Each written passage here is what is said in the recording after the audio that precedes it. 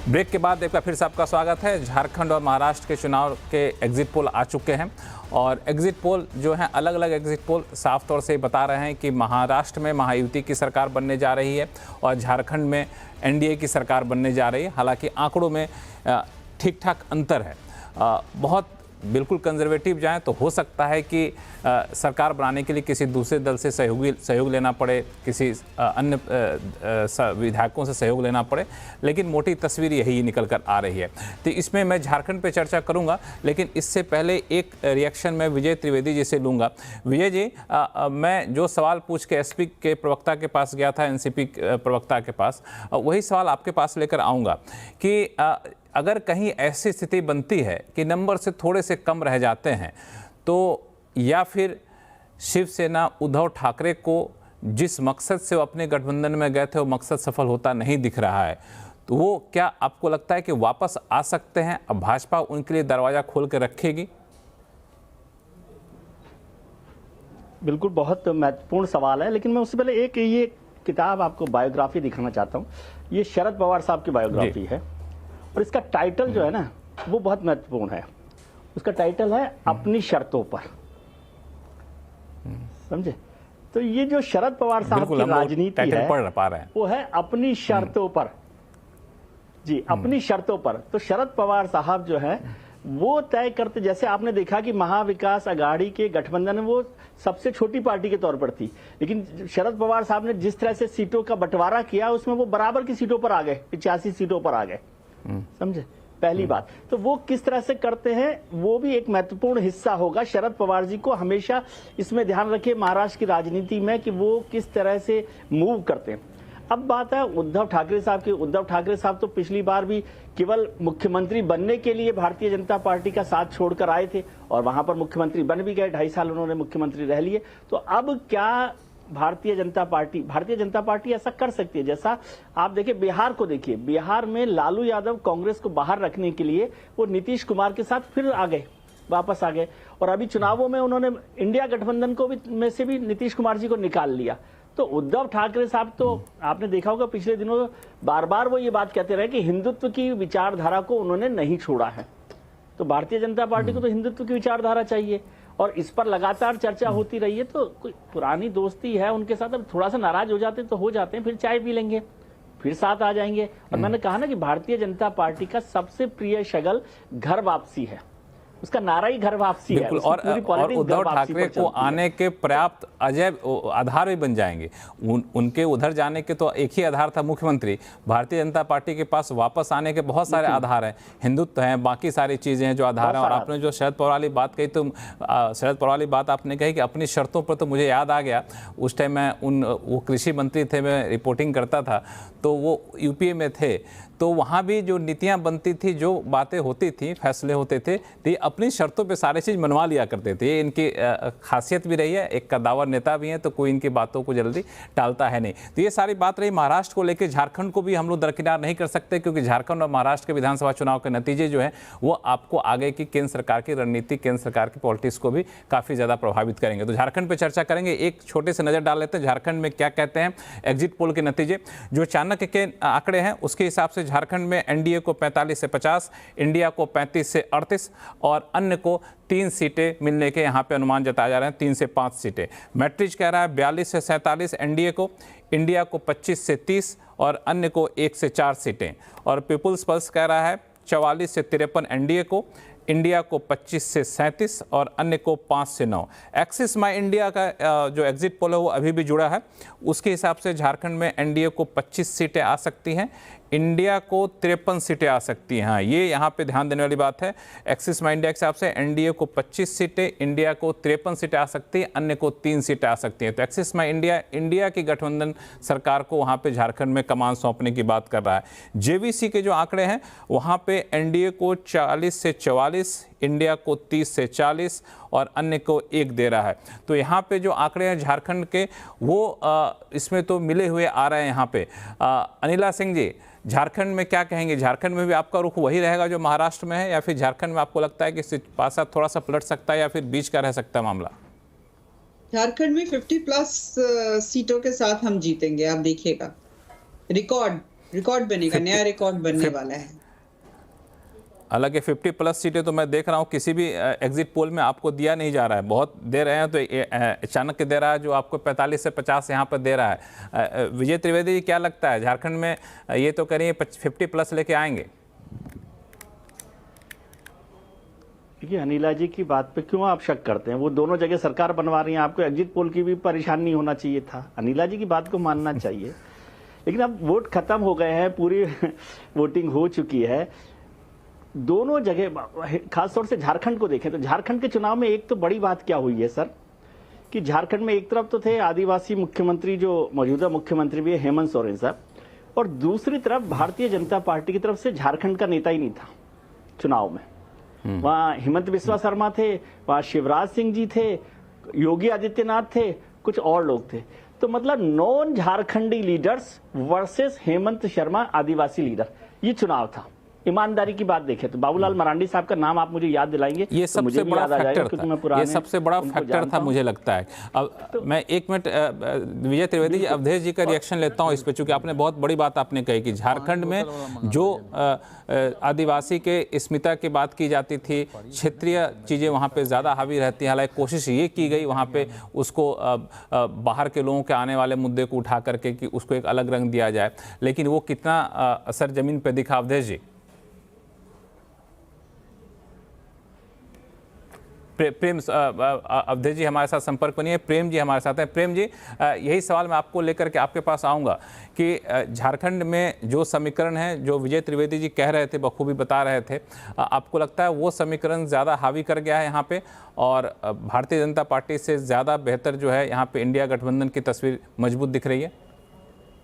जी जी, देखिए, जो त्रिवेदी जी कह रहे हैं वो उस बात से जुड़ती है जिसमें कि जेएमएम ने पूरे कैंपेन का सेंटर में ये बनाया कि एक आदिवासी मुख्यमंत्री को जेल भेजा गया, और बीजेपी नहीं चाहती है कि आदिवासी मुख्यमंत्री रहे। वो इनको हटा के किसी गैर आदिवासी को मुख्यमंत्री बनाना चाहती है, और जल जंगल जमीन पर खतरा है, अंबानी अडानी को दिया जा सकता है, उसके लिए ये सरकार बनाना चाहती है। ये जेएमएम के कैंपेन का मूल थीम था, और इसको लेके कल्पना सोरेन का एक लीडरशिप उभरा इस पूरे दौर में। वो सबसे ज्यादा भीड़ जुटाऊ नेता के रूप में दिखी। और चूंकि हम ये देख रहे हैं कि पहले दौर में जो चुनाव हुए थे, अभी दूसरे दौर का वो आंकड़ा नहीं मालूम, तो लेकिन पहले दौर में 43 सीटों में 37 सीटों पर महिलाओं ने ज्यादा वोट किया, और एक एक सीट तो ऐसी भी है कि जहां 20,000 से ज्यादा महिलाएं मतदान की हैं पुरुषों के मुकाबले। तो ये फैक्टर क्या कल्पना सोरेन से के वजह से पैदा हुआ, या मैया योजना की वजह से पैदा हुआ, या कि बीजेपी के उस कैंपेन से हुआ कि आदिवासी महिलाएं मुसलमानों के डर से डरी हुई है, इसलिए महिलाएं जाकर के ज्यादा वोट कर रही हैं कि उनकी बेटी खतरे में है? ये जरूर आप आकलन की बात हो सकती है, लेकिन महिलाओं का ज्यादा मतदान करना एक बहुत बड़ा फैक्टर उभर कर सामने आया है। और मेरा अपना मानना है कि जैसे बीजेपी के जो भी आदिवासी नेता हैं, वो नॉन आदिवासी सीट खोज रहे थे, आदिवासी सीट पर, एसटी सीट पर लड़ना नहीं चाह रहे थे। अर्जुन मुंडा नहीं लड़ने को तैयार हुए, अपनी पत्नी को उन्होंने फिर आगे किया, उनको टिकट मिला।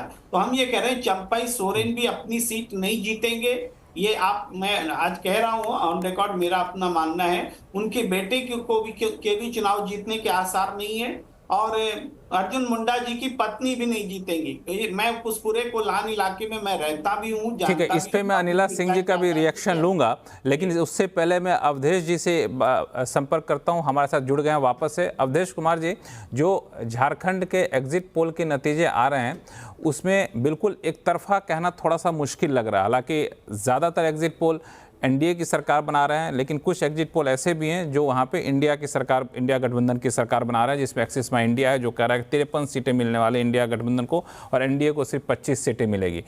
क्या आपको लगता है कि भाजपा जो आदिवासी के क्षेत्रीय चीज़ें थी उनको एक तरह से सबको साथ मिलकर चलने की जो कोशिश की भाजपा ने, वो कोशिश बहुत हद तक सफल नहीं हो पाई, और आदिवासी जो है आदिवासी नेता के साथ ही जुड़े रह गए? कहना सही होगा?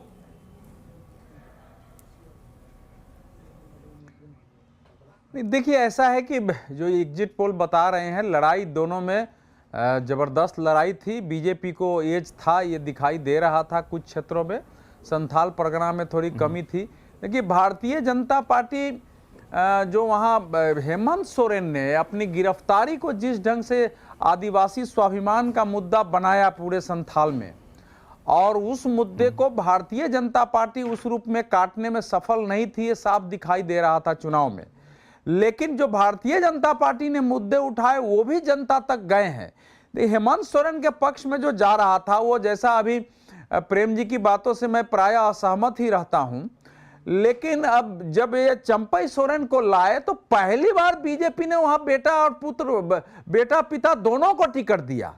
और चंपई सोरेन का तो पूरे राज्य में दौरा कराया गया, लेकिन वहां के जो आदिवासी नेता थे उनकी उस ढंग से यात्राएं नहीं कराई गई, तो उसका एक असर वहां दिखा है। चंपई सोरेन पिछली बार भी 3700 के आसपास वोटों से जीते थे। वो भले कोल्हान का शेर और कुछ कह दे, लेकिन इतना भी बड़ा नहीं था जितना बड़ा बीजेपी को बनाया। दूसरी गलती जो बीजेपी से हुई थी कि वहां के एक पत्रकार थे, वहां एक चैनल चलाते हैं, वही चंपई सोरेन को यहाँ मिलवाए थे हिमंतो बिश्व शर्मा जी से, लेकिन उनकी छवि इतनी खराब थी और इनके साथ साथ उनको वाइस सिक्योरिटी मिल गया, तो जो बुद्धिजीवी वर्ग था खासकर रांची और आसपास, उसको बड़ी तकलीफ हो रही थी बीजेपी के सपोर्टरों को भी, कि आखिर बीजेपी कैसे लोगों को अपने साथ में ले रही है।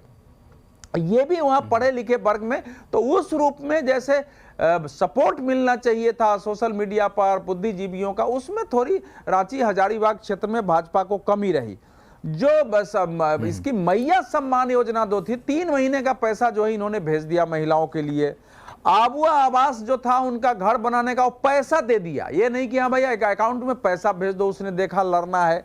और गांव में जेल से निकलने के बाद इसने पशु चिकित्सक और एम्बुलेंस भेजा हेमंत सोरेन ने, तो उसका असर था। लेकिन जो वहां घुसपैठिए का इशूज है, भ्रष्टाचार का झारखंड मुक्ति मोर्चे पर लगे हुए इशूज है, जो इतने इतने पैसे निकल रहे थे वो इशूज थे, पार्टी के टूटने का था, घर भी टूटा है, वो सब इशूज थे। तो बीजेपी ने, मतलब ये तो नहीं है कि बीजेपी बिल्कुल लड़ाई में पिछड़ ही गई थी, लेकिन भारतीय जनता पार्टी की पिछली बार कोल्हान में 1 सीट भी नहीं आई थी। जो दूसरा क्षेत्र आता है संथाल परगना, छोटा नागपुर का इलाका, उसमें 18 सीटें थी, बीजेपी को केवल 3 इस पे मैं थोड़ा सा अनिला सिंह जी से मैं रिएक्शन ले लूं, क्योंकि यहाँ पे माना जाए कि झारखंड में जो रणनीति बीजेपी ने अपनाई घुसपैठिए के नाम पे, भ्रष्टाचार के नाम पे, वो रणनीति बहुत हद तक सफल होती नहीं दिख रही है। अब तो मुझे लगता है कि वोटिंग खत्म हो गई है, अब तो आप बता सकती हैं जो दिल की बात है। देखिए, मैं एक बात यहाँ पर कहूंगी। सबसे पहली बात तो ये है कि अगर कोई ये कहता है कि भारतीय जनता पार्टी ने क्या किया, आदिवासियों के लिए क्या किया, तो सबसे बड़ी बात तो ये है कि जो राष्ट्र की प्रधानमंत्री हैं द्रौपदी मुर्मू जी, आज मतलब भारतीय जनता पार्टी ने उनको इतना सपोर्ट किया, आज वो हमारे राष्ट्रपति हैं। तो कोई ये कहे कि नहीं, ये लोग आदिवासियों के लिए कुछ नहीं करते हैं और जो भी कुछ कर रहे हैं झारखंड में, अगर कुछ हो रहा है तो केवल जेएमएम कर रही है, कांग्रेस उसकी डेफिनेटली पिछलग्गू पार्टी है। परंतु मैं ये कहूंगी कि अगर अकाउंट में पैसे